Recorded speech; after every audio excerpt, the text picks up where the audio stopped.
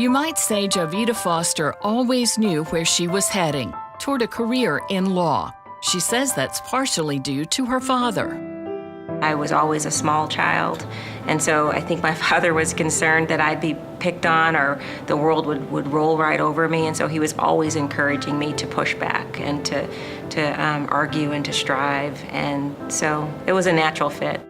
And a dispute over how far she could ride her bike at age 7 solidified the choice. He said something to the effect of, well, because from the porch, this is how far I can see, so don't go past the yellow house. And I said, but if you take a few steps closer, you could see all the way down to the White House. So I think I should be able to go at least down to the White House. All you have to do is come a few steps off of where you're standing now. And he joked and said something to the effect of, who do you think you are, Thurgood Marshall? And I said, who's Thurgood Marshall? At which point my dad, you would have thought I had 3 heads. A marathon VHS viewing of Eyes on the Prize followed, and Jovita became as enthralled with Justice Marshall as her father. And though she didn't know it then, she too would be a trailblazer, the first in her family to graduate college and become an attorney, and the first African-American female equity partner and member of the executive committee in Armstrong Teasdale's 116-year history. Her coworkers speak of her focus, her drive, and her character.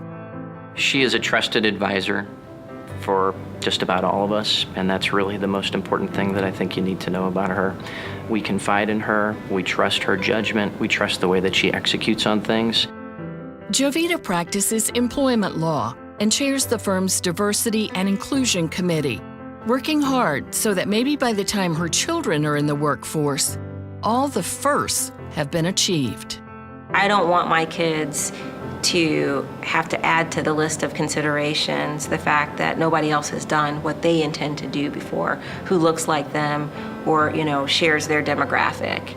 And I think that same thing is what I want for all underrepresented people, that we get to a place where we don't really have to focus so much on it anymore because it's been addressed. Jovita and her husband have 2 children and 2 different stories about their courtship. They agree that their first date back in 1995 was not a love connection. I didn't like him, he didn't like me. And that part he would agree on. Jovita says their paths kept crossing, and he began asking her out again, and she always said no, until she finally said yes in 2002. We've been together, inseparable, ever since then. Successful at home, at work, and in the community, Jovita Foster isn't slowing down. I spend a lot of time thinking about what that next thing is, so I'll always be striving for something.